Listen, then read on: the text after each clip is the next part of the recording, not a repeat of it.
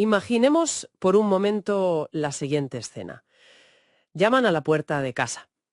Una mañana cualquiera. Abres y resulta que hay un profesional sanitario con una tableta en las manos. Y nadie en esa casa ha llamado a urgencias, claro. Exacto. Nadie tiene fiebre, ni dolores, vamos, ningún malestar aparente.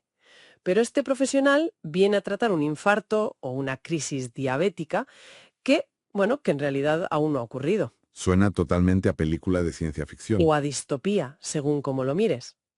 Pero fíjate, es el núcleo de lo que vamos a explorar hoy. Arrancamos este análisis a fondo para diseccionar los apuntes y el diagrama del algoritmo de atención integral en salud que ha creado Jorge Augusto Miranda Cadavid. Un documento que, la verdad, pone sobre la mesa un modelo radicalmente distinto. Totalmente.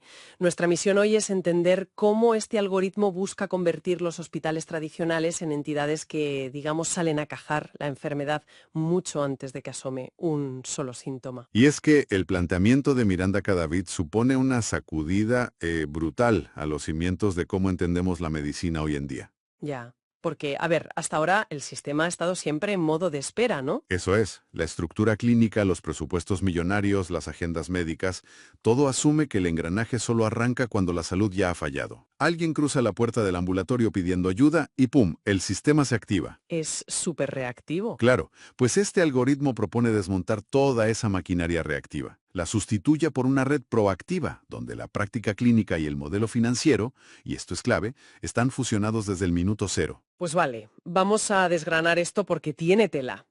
Para comprender esta fusión hay que empezar por el cambio de concepto más básico que propone el documento. Ujú. El algoritmo literalmente borra del mapa la palabra paciente. Tampoco habla de enfermo. La terminología que mueve todo el diagrama es sujeto portador de riesgo dinámico. Que suena a término académico súper denso. Sí, parece un trabalenguas, pero yo estoy segura de que esconde la verdadera clave del modelo, ¿verdad? Es que encierra toda una declaración de intenciones. Pensemos en el término paciente. Lleva implícita cierta pasividad, o sea, describe a alguien que padece un mal y espera a que lo curen. Ya, claro. Eres paciente porque tienes paciencia esperando en la sala. Exacto. Pero al hablar de sujeto portador de riesgo dinámico, el modelo establece que la salud nunca es un estado binario, no es un interruptor de encendido o apagado. O estás sano o estás enfermo. Eso es, aquí cualquier persona en cualquier momento porta un nivel de riesgo. Y la palabra dinámico es vital, porque subraya que el riesgo es un proceso continuo. Que va fluctuando. Claro, fluctúa según las decisiones diarias, el entorno social, la biología. No es un evento aislado de un martes por la tarde. Vale, y el texto detalla que este proceso arranca calculando una puntuación individual, lo que llaman un score de riesgo. Y a ver, para calcularlo no se limitan a mirar un análisis de sangre y ya está. No, ¿qué va? Sería demasiado simple. Claro, evalúan 3 pilares. Primero el perfil biológico, evidentemente, pero también el conductual y el social. O sea, importan tus niveles de colesterol, pero también si esa persona vive sola, si hay barreras arquitectónicas en su edificio o si en su barrio no hay acceso a alimentos frescos. El famoso código postal frente al código genético. Exactamente. Luego, el segundo pilar es esa naturaleza continua del riesgo. Y el tercero es la carga de enfermedad, que evalúa condiciones agudas, crónicas o mentales que ya existan. A mí esto me recuerda, fíjate, a la puntuación crediticia. A la de los bancos. Sí, al score que miran para darte una hipoteca, pero aplicado a la biología humana.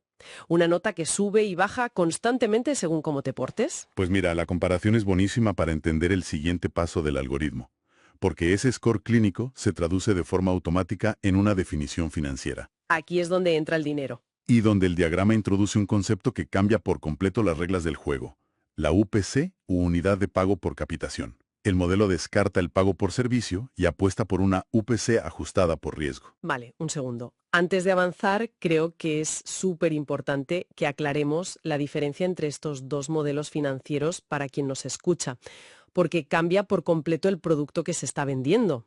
A ver, es la noche y el día. En el modelo clásico de pago por servicio, pues un centro médico cobra por cada radiografía, por cada escayola o por cada operación de apendicitis. En plata, el negocio es tratar la enfermedad. Así es. Cuantos más enfermos, más facturas. Pero claro, la capitación, esta UPC, funciona de otra manera. ¿Cómo cambia la atención médica cuando el presupuesto está, digamos, matemáticamente atado a este score de riesgo diario? Pues lo fascinante aquí es que los incentivos dan un giro de 180 grados. En el modelo de capitación, la institución médica recibe un presupuesto fijo por cada persona que tiene a su cargo. Un dinero fijo al mes, independientemente de si vas al médico o no. Exacto. Pero como bien señala Miranda Cadavies, esta UPC no es una tarifa plana igual para todos.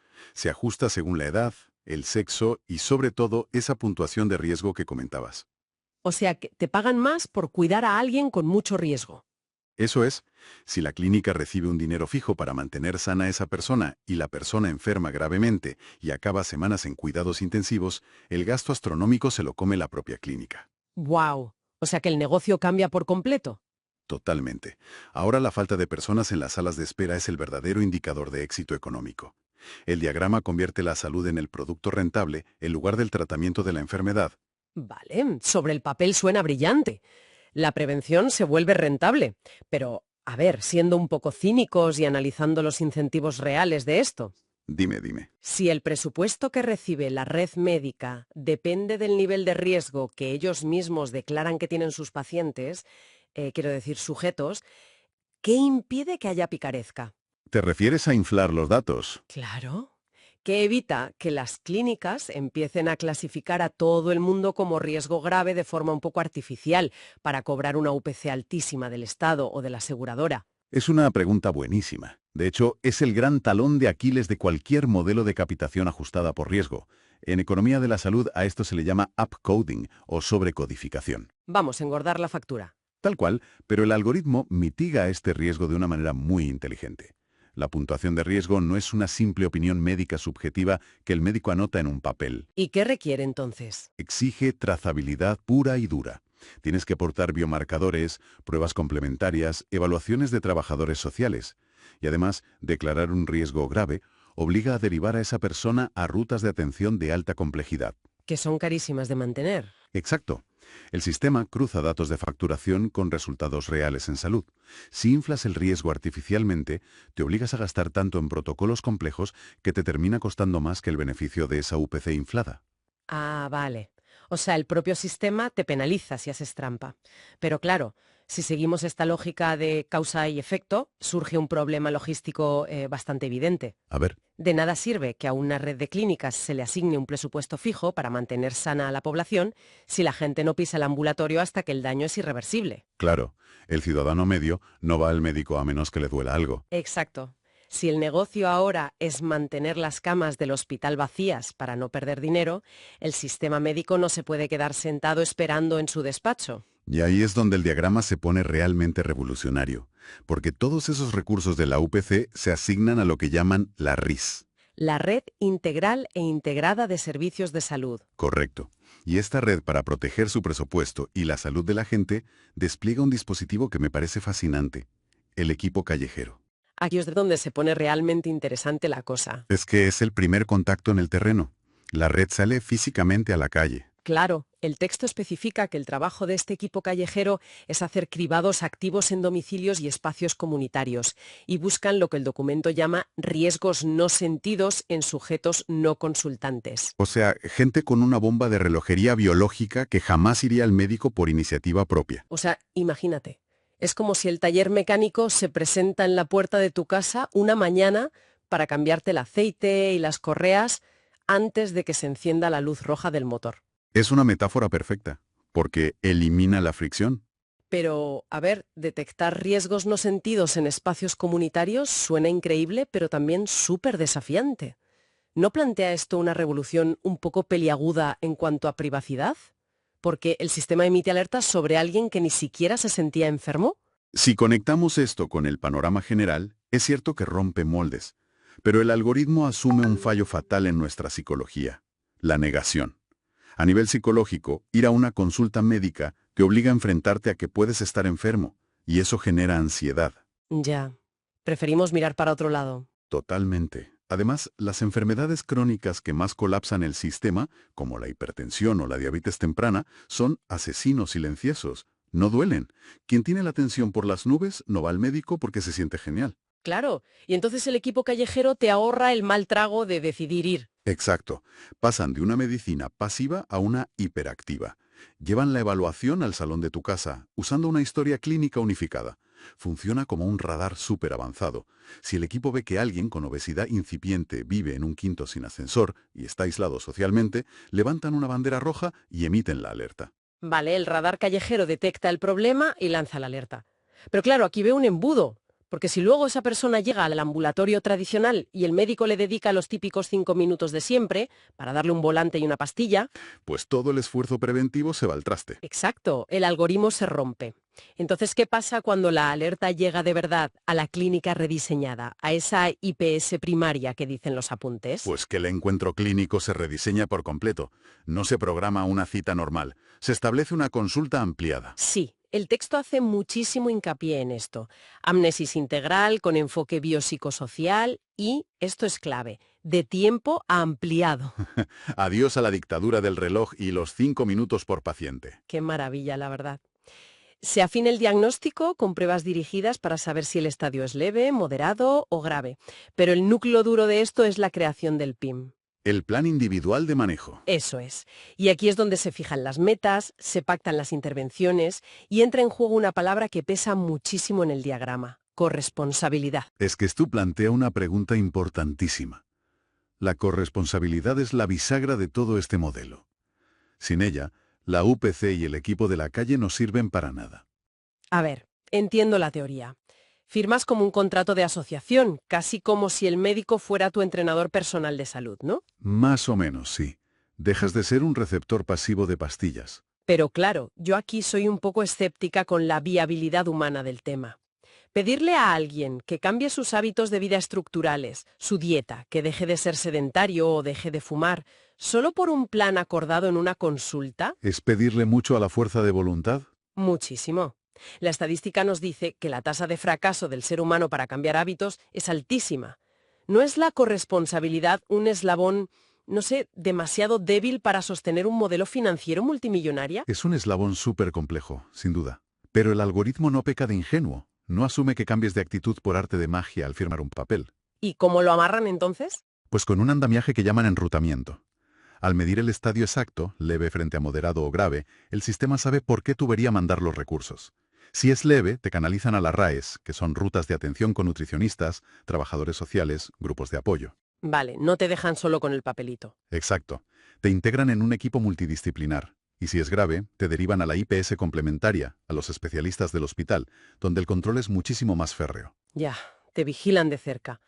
Y fíjate, esto nos lleva directo al diagrama visual de las fuentes, que tiene un detalle que me parece el golpe de gracia de todo el sistema. ¿La línea punteada? Esa misma. Hay una línea de puntos que envuelve todo el algoritmo bajo el título ciclo continuo. Porque en la medicina clásica te dan el alta, cierran el expediente y hasta la próxima crisis. Si te he visto no me acuerdo. Exacto. Pero aquí el final no es el final, es el comienzo del siguiente ciclo. El diagrama marca un bloque de seguimiento y reevaluación clarísimo. Es que el seguimiento es un trabajo conjunto entre ese equipo callejero del principio y la clínica de atención primaria. Hacen un monitoreo activo. Esto es como el software hoy en día, ¿no? Hace 20 años comprabas un programa en una caja, lo instalabas y listo. Era estático. Ahora el software recibe actualizaciones constantes en segundo plano. Pues este algoritmo aplica esa misma lógica a tu salud. Actualizaciones constantes. ¡Qué buena analogía! Sí, porque el equipo callejero vuelve a tu casa. Hace visitas periódicas para asegurar que estás cumpliendo ese plan individual de manejo en tu entorno real, no en la consulta médica. Y esto culmina en lo que el texto llama reestadificación. Que es la genialidad final del algoritmo. El estado clínico y el estado financiero bailan juntos constantemente. Se evalúa si tu riesgo ha bajado por tu buena corresponsabilidad o si ha subido, y ese ajuste genera automáticamente una nueva UPC. O sea, un reajuste financiero en tiempo real. Exactamente. El algoritmo aprende y se ajusta a la realidad del individuo, cerrando esa brecha histórica entre la clínica de hospital y la salud pública de la calle. Lo cual nos lleva a la última casilla. Resolución o escalar. El sistema decide si te da un alta temporal, por así decirlo, o si tiene que escalar el caso al hospital. Un ciclo sin fin. Es pura logística preventiva llevada al extremo. Pues la verdad es que es una reestructuración fascinante. Resumiendo esta travesía que hemos hecho hoy, hemos pasado de ver la salud como episodios aislados de dolor en urgencias a entenderla como un algoritmo vivo de riesgo continuo. Totalmente. Desde esa calibración del dinero con la UPC, pasando por el escaneo en las calles buscando riesgos invisibles, hasta firmar contratos de corresponsabilidad. Y con esos ciclos constantes de reevaluación. Es un cambio de paradigma brutal. Sin duda. Convierte al sistema en un gestor activo de calidad de vida. Pues sí. Y para cerrar este análisis a fondo, me gustaría dejar en el aire una reflexión que no se discute en el texto explícitamente, pero que creo que emana de forma muy orgánica de todo esto que hemos hablado. A ver, cuéntame. Si el futuro de la medicina radica en rastrear nuestros perfiles biológicos, sociales y conductuales todo el rato de forma continua para actualizar ese score de riesgo, y si el sistema te envía equipos a la puerta de casa antes de que sientas el más mínimo síntoma, Ya veo por dónde vas. claro, es que ¿en qué momento exacto se difumina la línea entre una atención médica preventiva, que es súper avanzada y compasiva, y la vigilancia constante del estilo de vida de los ciudadanos? Uf, es una frontera súper fina, ¿eh? Lo es. Es un tema profundo e inquietante para reflexionar la próxima vez que nos preguntemos qué nivel de intervención estamos dispuestos a aceptar. Y con este pensamiento lo dejamos por hoy. Un saludo a todos los que nos acompañan y hasta la próxima.